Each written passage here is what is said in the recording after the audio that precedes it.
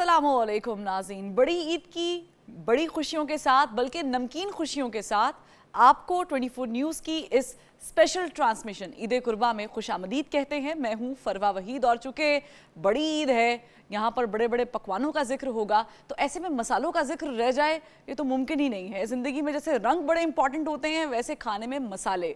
तो हमारा ये जो स्पेशल ट्रांसमिशन का सिलसिला है, इसे स्पॉन्सर किया है नेशनल मिक्स रेसिपी ने। और चूंकि हम जिक्र कर रहे हैं मसालों का, तो हमारी चटपटी बातों के साथ जो गेस्ट आते हैं उनका जिक्र करना भी बड़ा लाजिम है। तो जो हमारे आज के मेहमान हैं ट्रांसमिशन में बड़े स्पेशल हैं, चूँकि वो हर फील्ड में अपना नाम मनवा चुके हैं, चाहे वो सियासत हो, चाहे वो सिंगिंग हो, चाहे वो किसी की हेल्प करना हो। 3 बार प्रेसिडेंशियल अवार्ड भी मिला है। इसके अलावा उन्हें तमगा इम्तियाज़ से भी नवाजा गया है और आप उन्हें गाहे बगाहे टीवी पर भी देखते हैं, कभी किसी की मदद करते हुए तो कभी सच का आलम बुलंद करते हुए। मैं बात कर रही हूँ चेयरमैन बराबरी पार्टी जवाद अहमद साहब की, जो मेरे सामने इस वक्त बैठे हुए हैं। सर, बहुत बहुत शुक्रिया, आपने अपने इस कीमती वक्त में से वक्त निकाला हमारी ट्रांसमिशन के लिए, और आपको ये बड़ी ईद बहुत बहुत मुबारक हो। बहुत शुक्रिया आपका मुझे बुलाने के लिए, और आपको भी ईद मुबारक। तमाम जो मत देखने वाले उनको भी ईद मुबारक। और सबसे अच्छा मुझे ये लगा कि आपने इतनी लंबी जो तमहीद है वो इतनी, वो कहते हैं ना, फ्लुएंट आपने की है, तो मुझे बड़ा अच्छा लगा है। बहुत शुक्रिया। अब मुझे तो ज़ाहिर है चूँकि इट्स अ फ़ैन मूवमेंट, आप जब भी आते हैं, तशरीफ़ लेकर आते हैं, तो मेरे लिए वो वाक़तन फ़ैन मूवमेंट होता है। बिकॉज़ मैं आपकी बहुत बड़ी मद्दाह अगर कहूँ तो कम नहीं होगा, गलत नहीं होगा, क्योंकि आप पॉलिटिशियन भी हैं, आप सिंगर भी हैं, आप फलाही काम भी करते हैं, खाना पका लेते हैं क्योंकि ईद है। कुक रहे हैं कभी या नहीं? नहीं, खाना नहीं, घर पे कभी कोई शौक़ नहीं है? नहीं, एक्चुअली सही बताऊँ तो मैं लोगों को कहता हूँ, तमाम मर्दों को, पाकिस्तान के भी दुनिया के भी, उनको खाना पकाना आना चाहिए। क्योंकि कभी कभी एक तो हाथ बटाने में हो जाता है, कई दफ़ा को मसले हो जाते हैं घर में, तो किसी को आना चाहिए। हमारे यहाँ पे प्रॉब्लम ये है कि मेरे जो वालिद साहब हैं उनको भी बिल्कुल नहीं आता था, तो हमारे घर में वालदा पकाती थी, तो उन्होंने कभी हमें कहा भी नहीं कि हाथ बटाएं। मैं कभी हॉस्टल में भी नहीं रहा, मैं हमेशा डे स्कॉलर रहा हूँ। मेल डोमिनेटिंग सोसाइटी है ना, जाहिर है कि मर्द जो हैं वो सिर्फ लिस्ट तैयार करते हैं, और वो होता नॉर्मली ऐसे ही है वैसे ईद के दिनों में कि अम्मा को एक लिस्ट जाती है, या बहन को या भाभी को, कि भाई ये पकाना है। अब चूंकि ईद का मौका है, तो आपने जानवर की सिलेक्शन खुद की, जाकर खुद गए कुर्बानी के लिए सिलेक्ट किया, या नहीं वो भी आपने घर वालों पे छोड़ा, जो पसंद है मैं पैसे दे रहा हूँ, जाओ ले आओ और कर लेते कुर्बानी, ऐसा कुछ है? अच्छा, मैंने ना बहुत छोटे होते, कभी मेरे चचा थे, फौत हो गए अब, तो उनके साथ मैं जाता था कभी कभी बकरा लेने। अच्छा, मंडी में? बकरे लेने, हाँ जी। तो वो, लेकिन ये बहुत पुरानी बात है, मेरा ख्याल है मैं 14-15 साल का हूँगा, उसके बाद मैं नहीं गया, तो आज तक कभी नहीं गया। तो उसके बाद तो इधर आ गए, फिर शोबिज़ में आ गए, तो अब तो सवाल ही पैदा नहीं होता कि वहाँ जा सके। लेकिन ये है कि हम इज्तिमाई कुर्बानी में ना हिस्सा डालते हैं, हम खुद नहीं करते कुर्बानी।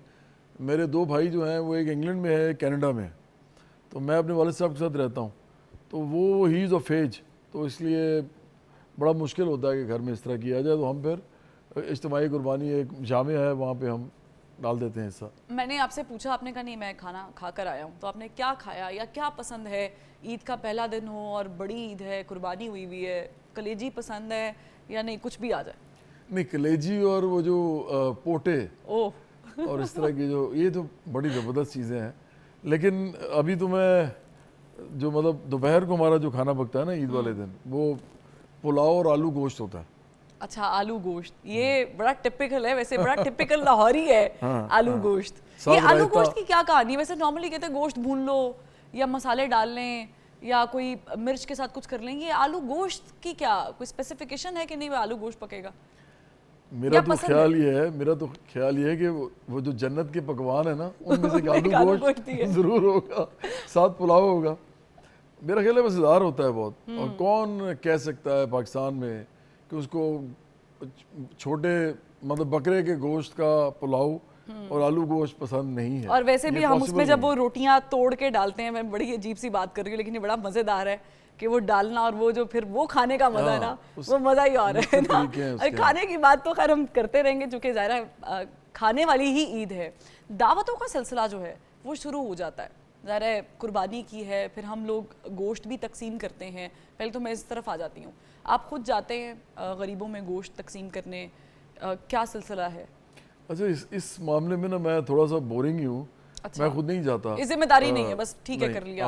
हमारे घर में जो एक दो हेल्पर्स हैं वो ही काम करते हैं। तो ख़ुद अलबत्ता हम रिश्तेदारों के, दोस्तों के घर ज़रूर जाते हैं मिलने उनसे, ईद जो है, क्योंकि ईद वाले दिन मुझे लगता है कि ईद के अलावा सिवाय खुशी और गमी के ना, वो जो कहते हैं ना शादियाँ किसी की या वफ़ात किसी की हो जाए तो ज़्यादातर लोगों से मुलाकात नहीं होती। ज़िंदगी इतनी बिजी है हर एक की बिल्कुल कि ऐसे बड़ा मुश्किल हो होता गई है। है। हाँ, तो ईद एक ऐसा त्यौहार है कि जिसमें कोई ओकेजन इस तरह का बना लेते हैं लोग कि मिल बैठते हैं और एंजॉय करते हैं, मिल के खाना भी खाते हैं, सवैयाँ भी खाते हैं, शीर खुरमा खाते हैं, चाट खाते हैं, वो दही भल्ले, ये सारी चीज़ें जो है ईद के वो है ना पकवान है। मैं समझ रही हूँ, इसके बाद मुझे ये सब कुछ खाना पड़ जाएगा। अच्छा, हैविंग सेड दैट, क्योंकि ज़ाहिर है जानवर लेने के लिए, जब मैं भी मंडी में बड़े प्रोग्राम कर आई हूँ ईद से पहले, बड़े लोग शिकायत करते हुए दिखाई दिए कि भाव ताव बड़ा ख़राब है, अब की बार जानवर बड़ा महंगा हो गया। आपको ये चीज़ फेस करनी पड़ी जैसे आम आदमी फेस कर रहा है कि जानवर बड़ा महंगा ख़रीदा है, या महंगाई ओवरऑल हो चुकी है तो ज़ाहिर है उसका इफेक्ट मंडियों तक तो आया ही है? मेरा तो ख्याल है कि अब तो हाथ से निकल गया है। ज़्यादातर जो लोग हैं कुर्बानी बड़ी मुश्किल से अब करेंगे, शायद कुछ लोग ना ही करें। और देखें, इसीलिए वो ये कोई फ़र्ज़ नहीं है ना, वाजिब है। मतलब ऐसा तो नहीं कि आपने हर सूरत में करनी है, तो इसीलिए है ना क्योंकि पैसे होंगे तो आप करेंगे। बिल्कुल। तो मुझे लगता है कि महंगाई जितनी ज़्यादा है और गुर्बत भी साथ बढ़ गई है, बेरोज़गारी बहुत है, तो डेफिनेटली बहुत से लोग कुर्बानी नहीं कर पाएंगे इस दफ़ा। और ऐसे में ज़ाहिर है चूँकि बहुत सारे लोग कुर्बानी नहीं कर पाते हैं या कर पा रहे हैं, तो हमें उनका ख्याल भी रखना है। और कुर्बानी का बेसिक जो मतलब है वो एहसार का यही है कि आपने साथ वाले का ख्याल रखना है, अपने गरीब का ख्याल रखना है, अपने रिश्तेदारों का ख्याल रखना है। और मेरा ख्याल है कि वो जो है ना 3 हिस्से करना, एक अपने लिए, एक रिश्तेदारों के लिए, एक, गरीबों के लिए। हाँ, जो महरूम लोग अगर आप समझते हैं कि नहीं को, मुझे लगता है इस दफ़ा सारे उन्हीं को दे देनी चाहिए। क्योंकि कोई ज़रूरत नहीं होती कि कोई ऐसा थोड़ी है कि आप ये नहीं करेंगे तो आपको गुनाह होगा, क्योंकि लोग बहुत परेशान हैं। अच्छा, और खुशी हो जाएगी थोड़ी सी उनको। बिल्कुल, हाँ। खुशी हो जाएगी। अच्छा, खुशी तो खैर तमाम ईदों में ही होती है, बड़ी ईद हो, छोटी ईद हो, खुशी का मौका है, खुशी बांटते रहना चाहिए। आपकी पसंदीदा ईद कौन सी है? छोटी ईद पे मज़ा आता है या बड़ी ईद पे मज़ा आता है? मुझे एक्चुअली दोनों में आता है, क्योंकि मैंने बताया ना आपको, क्योंकि ये पहले मर्दन जो कह रहे हैं, मैं अपने अब्बा से पूछूं तो कह रहे दोनों में नहीं आता। क्यों? क्योंकि उसमें भी पैसे निकलते हैं, इसमें भी पैसे निकलते हैं। अच्छा, ईद और ये तो है ना 3 दिन कुर्बानी कर सकते हैं, आपको मालूम है। ईद, टरू, मरू जो है, इसी तरह वो छोटी ईद की भी, मतलब ईद उल फितर की भी 3 छुट्टियां होती हैं। तो बेसिकली तो जो ज़्यादा खुशी लोगों को होती है वो ये होती है कि एक तो छुट्टियां होती हैं, कुछ करने को सिवाय इसके नहीं होता कि लोगों से मिला जाए, या कुछ लोग चाहते हैं कि हम आज सोएं दबा के। ये तो आपने दिल की बात कर ली। हाँ, तो ऐसी चीज़ें लोग करते हैं जो नॉर्मल लाइफ में उनके लिए मुश्किल होती। तो मेरा ख्याल है कि ये तो खुशी सारों को ही होती है कि ईद के 3 दिन बहुत अच्छे गुजरते हैं, गहमा गहमी भी होती है, लोगों से मुलाकातें भी होती हैं, भाईचारा भी होता है, प्यार मोहब्बत भी होता है। इसलिए मुझे लगता है कि बहुत अच्छा ओकेजन है, दोनों बहुत अच्छी हैं। अच्छा, वैसे नॉर्मली आपने जैसे जिक्र किया कि टरू मरू ये होता है, हमारे यहाँ पे तो नेशनल डे है कि पहला दिन घर पे, अगला दिन ससुराल में। ये कोई आपके साथ है कि पहला दिन आपने घर में गुजारना है, अगला दिन कहीं और गुजारना है, या तीसरे दिन कहीं और कमिटमेंट है, या तीनों दिन ही घर में है? नहीं, कोई जिसने आना वो आके मिल ले। ये होता है एक्चुअली, लेकिन ये कोई फिक्स नहीं है। हो सकता है कभी मेरे घर में पहले दिन जो है मेहमान कहें कि उन्होंने आना है और हम पहला दिन घर पे रहें। कई दफ़ा होता है कि पहले दिन आप चले जाते हैं लोगों के पास, अगले दिन आपके पास मेहमान आ जाते हैं। तो लेकिन ये होता तो 3 दिन में होता रहता है इस तरह। मैं अपने दोस्तों से मिलता हूँ। अच्छा। वो मेरा ख्याल है मैं तीसरे दिन मिलता हूँ। हाँ, ये आप ठीक कह रहे हैं कि तीसरे दिन फिर मैं अपने ईद का जो दिन होता है उसमें मैं अपने दोस्तों से मिलता हूँ, क्योंकि जाहिर है दोस्त भी ससुराल से फ्री हुए होते हैं। दोस्त भी कहते हैं कि भाई ठीक है आ जाए, हम भी आ रहे हैं, क्योंकि हम भी अपनी अपनी फैमिलीज को टाइम दे चुके हैं। और वो तीसरा दिन यकीनन मर्दों के लिए होना चाहिए और तीसरा दिन ख़वातीन के लिए भी होना चाहिए। बहुत ज़बरदस्त गुफ्तगू जारी है और इसमें ट्विस्ट भी है। हमारे साथ मेहमान भी मौजूद हैं, लेकिन एक ब्रेक जो है वो हमें कहा जा रहा है कि लेनी है। ब्रेक के बाद जब हम वापस आएंगे तो कैसे स्टार्ट किया अपना सियासी करियर, क्या इनिशिएटिव्स थे, क्या इरादे हैं, सब कुछ एक ब्रेक के बाद और म्यूजिक के तड़के के साथ। हमारे साथ रहिएगा।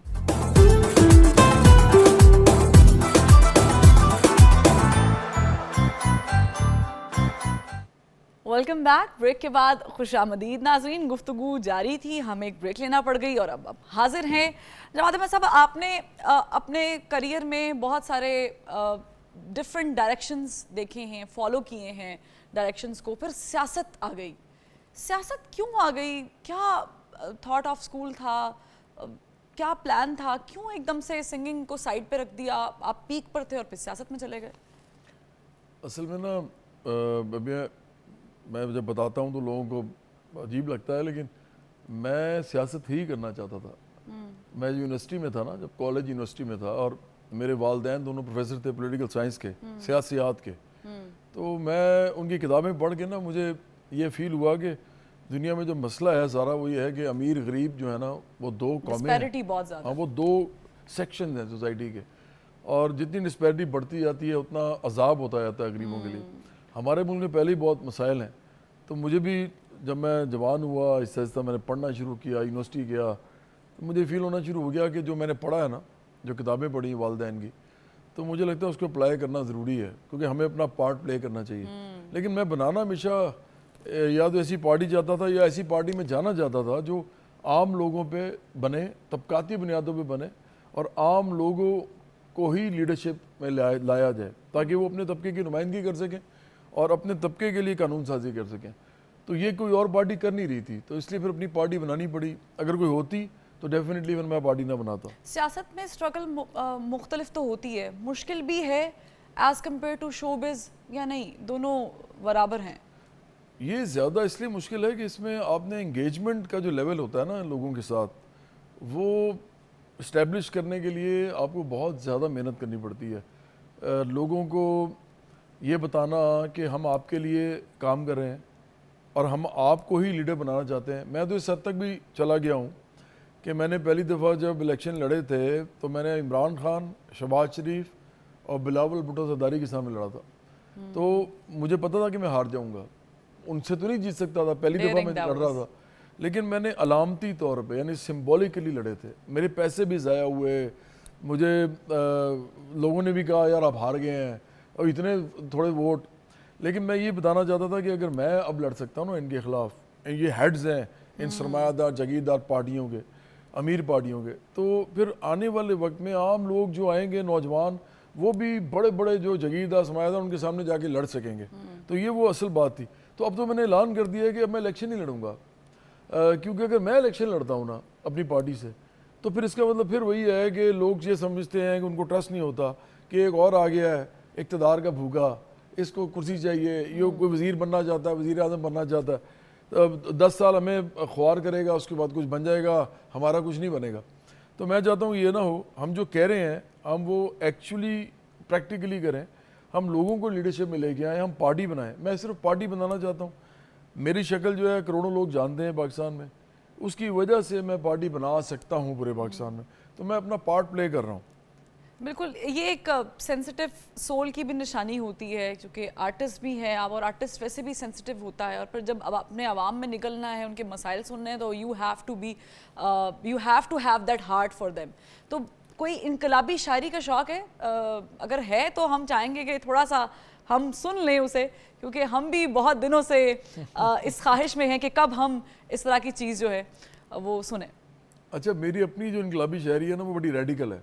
मैं आपको 2-4 लफ्ज़ सुना देता हूँ। अच्छा, आप शायरी बाकायदा तौर पे कर रहे हैं? हाँ, मैं तो अपने गानों के अलावा इनकलाबी शायरी? हाँ, वो मैं सारे गाने इनकलाबी भी और दूसरे भी मैं अपने जो लिखता हूँ 95% मैंने खुद लिखे हैं, 5% मैंने इधर उधर से लिए हैं, लेकिन ज़्यादातर मैं खुद ही लिखता हूँ।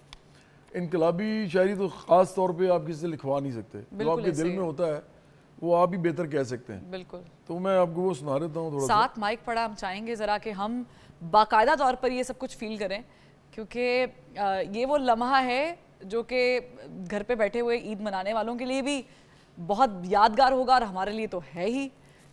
ये बराबरी पार्टी की तरफ से तमाम अवाम के लिए है।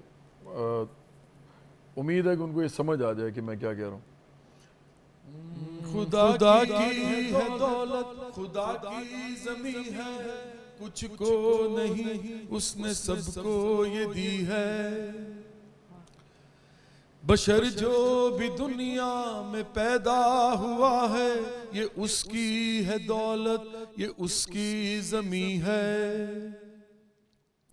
गलत है ये तकसीम खुदा की नहीं है, ये इंसान की अपनी बनाई हुई है। गलत है ये तकसीम खुदा की नहीं है, ये इंसान की अपनी बनाई हुई है। सब कुछ जब रब का है तो फिर ये सब का है, क्यों कुछ ने इस सब पर कब्जा किया है। ये तेरा न मेरा है, सब कुछ खुदा का है। फिर क्या लड़ाई है, फिर क्या तमाशा है। इस तरह मर के जीना भी क्या है। ये तकसीम बदलने का वक्त आ गया है।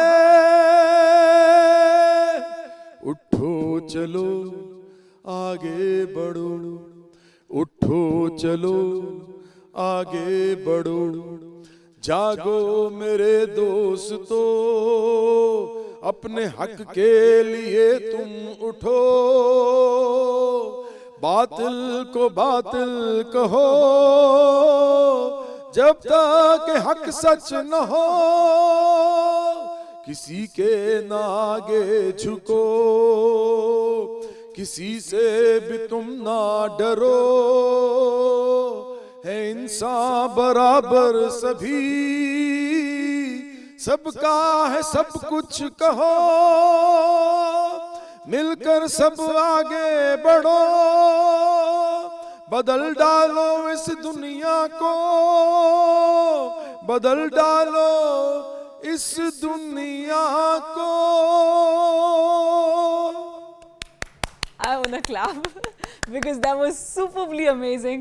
बहुत शुक्रिया। जो सेंसिटिविटी की बात हम कर रहे थे और जो एहसास और फिर जो हुब्बुल वतनी है इसमें, मैं स्पेसिफिकली बोलूँगी ये आप ही कर सकते हैं। और ये बड़ी खुशी की बात है कि मैं आई एम द ऑडियंस मैं सुन रही हूँ, बाकी तमाम लोग तो ज़ाहिर घर में बैठे हुए सुन रहे हैं। आपको किसी ने इंस्पायर किया टुवर्ड्स दिस थिंग? ये लिखना, चूँकि मैं जानती हूँ ये बड़ा मुश्किल होता है, हर शख्स उस तरीके से डिलीवर नहीं कर पाता पेपर पे, या उसको अल्फाज नहीं दे पाता है अपने जज्बात को। किसी चीज़ ने इंस्पायर किया? अच्छा, मुझे लगता है जैसे जो बड़े लोग हैं ना दुनिया में, हम अंबिया अलैहिस्सलाम से शुरू कर लेते हैं।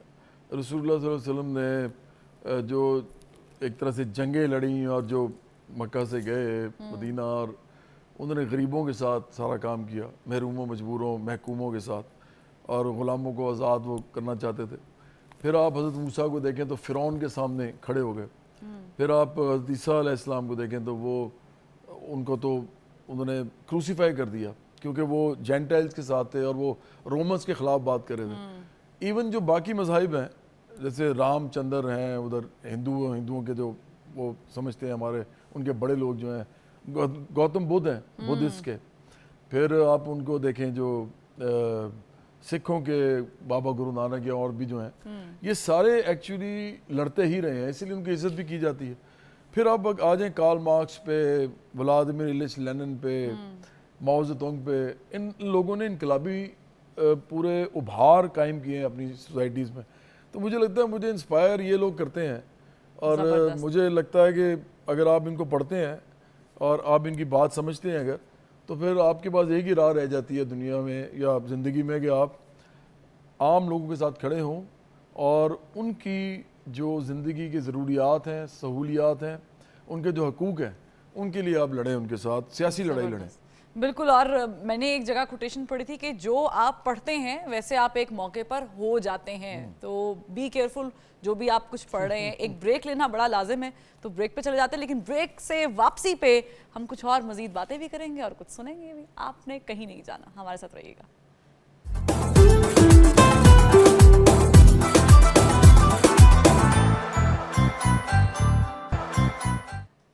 वेलकम बैक नाजरीन। ट्रांसमिशन का सिलसिला जारी है और ये ईद कुर्बान का मौका है। यकीनन आप लोग भी खाने पकाने में और खाने में मसरूफ़ होंगे, लेकिन हम अपने गेस्ट के साथ बातों में मसरूफ़ हैं। तो मुझे ऐसे में लगा कि हमें कुछ मज़ेदार गेम्स भी खेलनी चाहिए, चूँकि मौका भी है और दस्तूर भी है और इसका फ़ायदा भी उठाना चाहिए। तो मुझे बताएं, मैं आपसे एक सादा सा क्वेश्चन करूँगी, मैं आपको ऑप्शंस दूंगी, आपने उसमें से कोई एक चूज़ करना है और क्यों चूज़ करना है ये आप रीजंस भी बता देंगे, और अगर नहीं किया तो ये भी आपको बताना पड़ेगा। तो पहला सवाल ये कि आपका इनमें से पसंदीदा सियासतदान कौन हो सकता है या है? तो पहले है शेख रशीद साहब, फिर बिलावल भुट्टो साहब और फिरदौस आशिक अवान साहिबा। बिलावल भुट्टो। बिलावल भुट्टो क्यों? क्योंकि वो थोड़ा सा पढ़ा लिखा है और पीपल्स पार्टी अब तो वो नहीं रही जो पहले थी, लेकिन जब ये बनी थी तो उस वक्त ये एक इनकलाबी बुनियादों पे बनी थी, तो इसलिए। अच्छा, 3 नाम लूंगी, आपने बताना है कि अगर ये ना होते, सियासतदान ना होते तो क्या होते? शहबाज शरीफ साहब, इमरान खान साहब और तीसरे है एतजाज अहसन। अगर ये सियासतदान ना होते। शहबाज शरीफ साहब तो मुझे लगता है कोई मिल ओनर ही होते। अच्छा, बिजनेसमैन होते। इमरान खान जो है मुझे लगता है इनकी असले की फैक्ट्री होती। और तीसरे कौन है?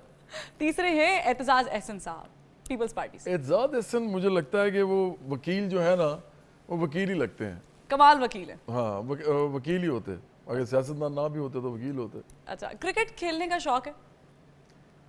क्रिकेट खेलने का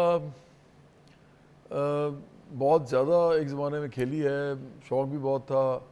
मैंने फर्स्ट क्लास भी खेली हुई है, वेल्स कप भी खेला है, university grants commission Pakistan university, जिसमें पूरे पाकिस्तान से सारी यूनिवर्सिटीज़ से मिला के 16 लोग लिए जाते हैं, उसे भी मैं शामिल रहा हूँ। मैच भी खेला और अंडर पाकिस्तान 19 खेली उससे पहले, ऑफ कोर्स जब छोटा था। तो मैंने अपने क्लब की भी कैप्टनसी की, यूनिवर्सिटी का भी मैं कलर होल्डर हूँ, तो इस हद तक मैंने क्रिकेट खेली है। लेजेंडरी क्रिकेटर्स में से किसी एक को चूज करना पड़े, आपको लगता है कि अगर आप फैन मूवमेंट डिस्कस कर लेते हैं, वसीम अकरम, जावेद मियांदाद या वकार यूनुस? मेरा ख्याल है जावेद मियांदाद। छक्के से। हाँ, वो असल में उनके साथ बहुत सारे ऐसे मोमेंट्स और अगर मैं इसमें इमरान खान साहब का भी नाम ले लूँ तो? मेरा ख्याल है फिर इमरान खान। अच्छा, उसकी क्या वजह है? क्योंकि कैप्टन एक तो थे और पाकिस्तान के प्लेयर्स को उन्होंने बड़ा इंस्पायर किया। फास्ट बॉलिंग के अंदर लोग जो नए आए वो उनको देख के आए, एक स्टाइल था उनका एक बड़ा ज़बरदस्त। तो मेरा ख्याल है इस वजह से क्रिकेट में तो बहुत बड़ा नाम थे और ऑलराउंडर्स में से भी 4 ऑलराउंडर्स हम कहते हैं बड़े थे, उनमें से भी एक थे, तो इसलिए। अच्छा, अगर मैं सिंगिंग की बात कर लूँ तो मैं सिंगर्स के कुछ नाम लूँगी, तो आपने उसमें से बताना है, क्योंकि चूंकि आप सिंगर हैं और आप जो चीज़ें देख सकते हैं पकड़ सकते हैं वो हम नहीं पकड़ सकते, तो आपने बताना है कि इसमें से बेहतर कौन है आपके नज़दीक, आपका फेवरेट कौन है या बेहतर कौन है, क्या वजह है? तो पहला नाम है फरहान, गौहर और आतिफ। इन तीनों में से आपको क्या लगता है कि बेहतर कौन है?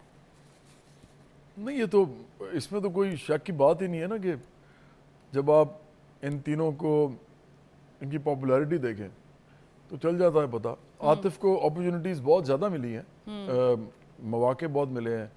इंडिया में बाकायदा उसको किया गया है, प्रमोट किया गया है। शुरू में उसको जो टिप्स थे, बहुत बड़ी कंपनी थी, उन्होंने इसका बाकायदा एल्बम निकाला था जिसमें सारे गानों के वीडियोस बनाए थे और फिर उसको पूरे इंडिया के चैनल्स पे उनको वो दिखाया जाता था, तो इसलिए उसका नाम बहुत बड़ा बना। लेकिन उसकी आवाज़ में वो एक है जिसको हम कहते हैं ना, एक फीलिंग है, तो वो जो है ना, उसकी वजह से मुझे लगता है आतिफ असलम ही बेहतर है। अगर तन्हाई में हो और कुछ अच्छा सुनने का मूड हो तो किसकी तरफ जाना चाहेंगे, नुसरत फ़तेह अली खान साहब या madam Noor Jahan?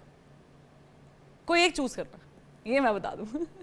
You can not name both. मैं दोनों को बहुत पसंद करता हूँ। कोई एक चले, मैं तीसरा भी ऐड कर दूं, गुलाम अली खान साहब। नहीं, मैं अच्छा, मैं अब कहूँगा मैं तीनों को बहुत पसंद करता हूँ, लेकिन अगर मैं सुनूंगा ना किसी को तो मैं किशोर कुमार को सुनूंगा। अच्छा, उसकी क्या वजह है? क्योंकि मेरा नहीं ख्याल कि किशोर कुमार से ज़्यादा उर्दू के अंदर, ये मेरी अपनी राय है, इतनी ज़्यादा वो सैड और साथ एक इमोशनल किस्म की जो फीलिंग वो देते हैं गानों में, मुझे नहीं लगता कि और एक सिमिलरिटी मैं भी बता देती हूँ, क्योंकि किशोर कुमार के अक्सर गाने बड़े हाई पिच पर भी हैं, हाँ जी, और चूंकि आपके भी गाने बड़े हाई पिच पे हैं, तो ये भी एक सिमिलरिटी हो सकती ये है। भी हो सकती है। लेकिन अगर आप देखें ना, एक किशोर कुमार का एक गाना है मिसाल के तौर पे, थोड़ा जिंदगी सा के गुनगुना दें अगर मुझे। मैं गुनगुना देता हूँ। जिंदगी के सफर में गुजर जाते हैं जो मकाम, फिर नहीं आते। वो फिर नहीं आते। तो मैं जब भी सुनता हूँ ना, तो मेरी mother is no more, she died in 2008, it's been now more than 12 years. तो मुझे हमेशा वो याद आती हैं। और वो और भी गाने होते हैं ऐसे, लेकिन ये गाना ही अजीब, एक तो वर्ड्स ऐसे हैं, ट्यून ऐसी, ऊपर से किशोर कुमार ने जिस तरह गाया है, मैं सुना देता हूँ आपको 2-4 लाइन्स। म्यूज़िक की कोई बाउंड्री नहीं होती, ये बॉर्डरलेस होता है। ठीक है, हम लेकिन एक ब्रेक लेंगे, और ब्रेक के बाद जब हम सर वापस आएंगे, तो चूंकि ये गाना ही का जिक्र हो चुका है, तो गाने से ही हम स्टार्ट करेंगे। एक ब्रेक।